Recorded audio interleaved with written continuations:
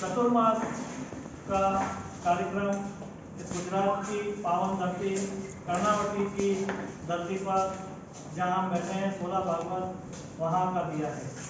अधिकतर लोगों को ये जानकारी मिले कि इतने बड़े ऋषि संत हमारी इस पावन धरती पर 2 महीने तक चतुर्मास करेंगे, उस हेतु से आप सबको यहाँ आमंत्रित करा है।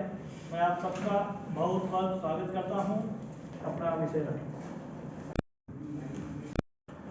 श्री गोधाम महातीर्थ पथमेड़ा विश्व की सबसे बड़ी गौशाला है, जिसके ब्रज से प्रस्थान किए द्वारिका के लिए, तो अपने साथ वो गौ माताओं को लेकर के गुजरात पधारे थे। और जहां जहां भगवान ने यह गोचारण लीला करी है, वहां पर आज भी उनके विशेष अंश रूप में, जैसे कि एक पीलू का झाड़, जो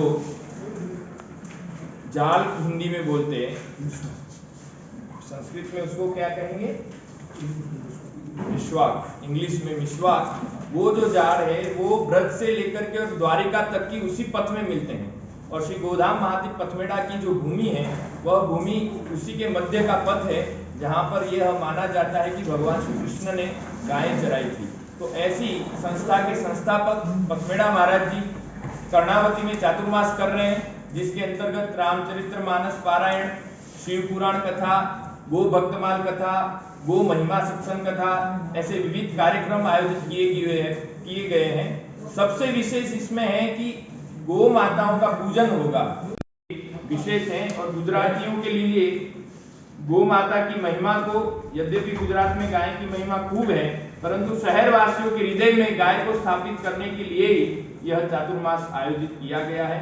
इस चातुर्मास के बाद में हमारा एक बड़ा कार्यक्रम गो भक्ति महोत्सव साबरमती के किनारे होने वाला है, और विश्व का प्रथम सुरभि शक्तिपीठ वहां बनने वाला है, जो एक अक्टूबर नवंबर में ये कार्यक्रम है, जो ऐतिहासिक होगा पूरे भारत के लिए।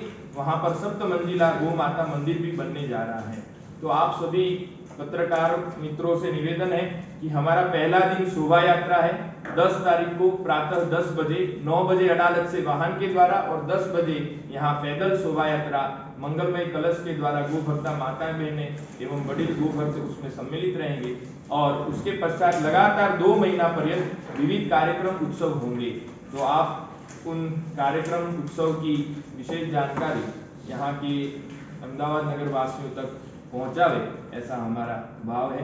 गायों की सेवा का ये जो कार्य है, ये बहुत विलक्षण कार्य है। स्वामी जी अपना फोटो नहीं खिंचवाते हैं, पथमेड़ा महाराज जी ने ऐसा कार्य किया है कि वो हम समझते कोई भी नहीं कर सकते हैं। पथमेड़ा महाराज जी अपना फोटो नहीं खिंचवाते हैं, कहीं प्रवचन आदि में केवल गाय का विषय होता है तो ही बोलते हैं, और किसी को स्पर्श कराना ऐसा कोई, महाराज जी मतलब इतने बड़े महापुरुष होते हुए भी वो अपने स्वयं के लिए कभी कहीं कुछ नहीं की।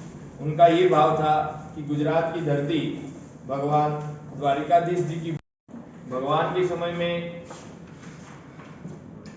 लाखों गोवंश की सेवा होती थी, और महाभारत के समय के बाद अथवा द्वापर युग के बाद प्रथम बार कलयुग में अगर किसी ने लाखों गायों की सेवा, इसमें ये करेंगे जो मालिकी की गायें हैं उसके विषय में हम लोग इसलिए नहीं बोलना चाहेंगे कि हमारा भाव है कि जिनके कोई मालिक नहीं है, निराश्रित गोवंश छोड़ा हुआ है, जो पीड़ित हो रहा है, दुखित है, जिनका कोई मालिक नहीं है, उन गोवंश की सेवा करेंगे। विशेष जो नंदी का तो कोई मालिक नहीं है, नंदीशाला, नंदी जितने भी है गुजरात में, वो सारे नंदियों का संरक्षण हम करवाना चाहेंगे। हमारी नंदीशाला राजस्थान में, जहां पर 18,000 नंदी एक जगह है, और हर जिला में नंदीशालाएं प्रारंभ हो रही है। ऐसे गुजरात में हम लोग चाहेंगे कि हर जिला स्तर पर, तालुका स्तर पर नंदीशालाएं बने, और जो नंदी घूम रहे विशेष उन लोगों को नंदीशाला में पहले प्रवेश दिलवाना चाहेंगे। जो मालिकी की गायें हैं उसके ऊपर हम अभी कुछ विचार नहीं किए हैं, क्योंकि उसमें बहुत बड़ी राजनीति है। गाय पूज्य है, पशु नहीं है, प्राणी नहीं है, तो पूज्य भाव से उनकी सेवा कैसे हो सकती है, गुजरात का गोवंश गौशालाओं में कैसे संरक्षित हो सकता है, उसका हमारा प्रमुख लक्ष्य, हमारा ये चातुर्मास का ये है कि गुजरात के गोवंश को संरक्षण मिले, संपोषण मिले। सरकार और हमारा एक संघ बना हुआ है, गो सेवा संघ गुजरात, पथमेड़ा के मार्गदर्शन में काम करता है। हम दोनों मिल करके ये कार्य करना चाहेंगे, उसके लिए सरकार श्री से बातचीत करेंगे, और खूब बढ़िया गोवंश के लिए गुजरात में हितकारी कार्य हो, यही हमारा भाव है इस कार्यक्रम के पीछे। મુકુંદ પ્રકાશ બ્રહ્મચારી શ્રી ગોધામ માર્કેટ પથમેડાથી વિશ્વની સૌથી મોટી ગૌશાળા શ્રી ગોધામ મહાપીઠ પથમેડા, જેના દ્વારા 1.5 લાખ અશક્ત, કમજોર, બીમાર, અસહાય, નિરાશ્રિત ગોવંશની સેવા થઈ રહી છે.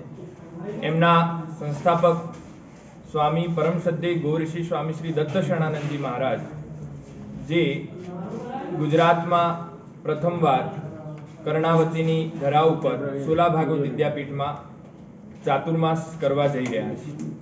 શ્રાવણ માસ અને ભાદરવો માસ 2 મહિના આ ચાતુર્માસ દરમિયાન પ્રતિદિન વેદ લક્ષણા ભારતીય ગૌ માતાનું પૂજન થશે, અર્ચન થશે શાસ્ત્રોક્ત વિધિ દ્વારા. ગૌ માતા ભગવાનનું સ્વરૂપ છે.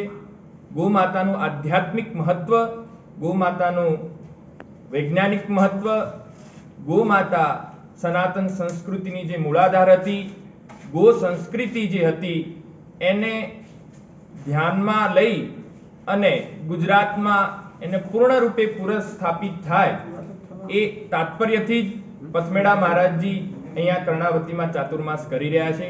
આ ચાતુર્માસ દરમિયાન વિવિધ ઉત્સવોનું આયોજન થઈ રહ્યું છે.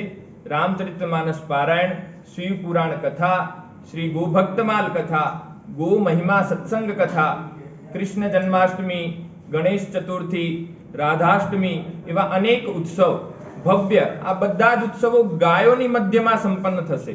આવો ઐતિહાસિક કાર્ય ગુજરાતને મળી રહ્યો છે. તો આ ઐતિહાસિક કાર્યમાં ગુજરાતના હરિભક્તો, ગોભક્તો જોડાય અને ગો મહિમા પુનઃસ્થાપિત થાય. જન જનમાં ગાયની મહિમા, મહત્તા, જે ભારતીય વેદ લક્ષણા દેશી ગાયની મહત્તા છે એ સ્થાપિત થાય, એના અર્થે જ આપણે આ ચાતુર્માસ ગો મંગલ મહોત્સવ આયોજિત કર્યો છે. આ પશ્ચાત અમારો એક વિશેષ કાર્યક્રમ ગુજરાતમાં થવાનો છે, જે ભવ્યાતિ ભવ્ય હશે. સાબરમતીના તટ ઉપર ભાટ ગ્રામ પર ગો નવરાત્રી, જેમ ચૈત્ર નવરાત્રી, આશ્વિન નવરાત્રી થાય, એવી રીતે ગૌ નવરાત્રી થાય અને એ ગૌ નવરાત્રીમાં ગાયોની ઉપાસના થાય.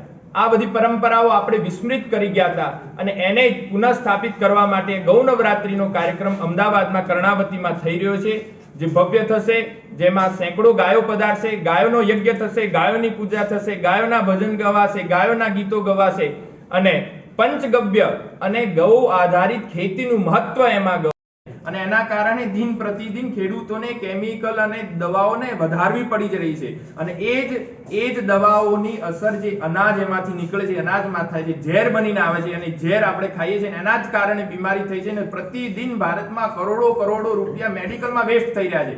તો કેમ થઈ રહ્યા છે?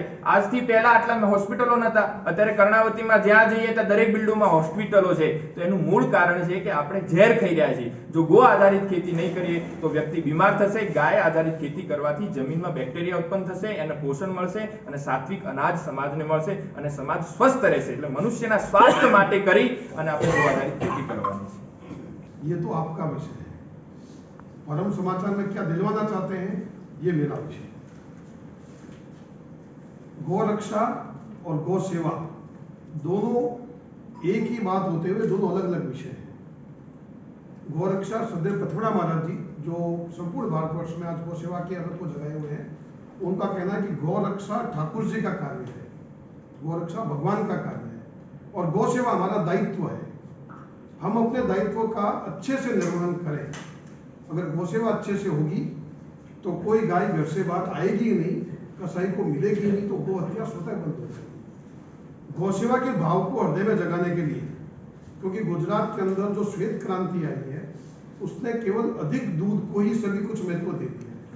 उसमें गाय के जो दूसरे अवयव है, गोमाता से प्राप्त होने वाले जो दूसरे घटक है, गौमूत्र और गोबर, उनके विषय को विस्मृत कर दिया है.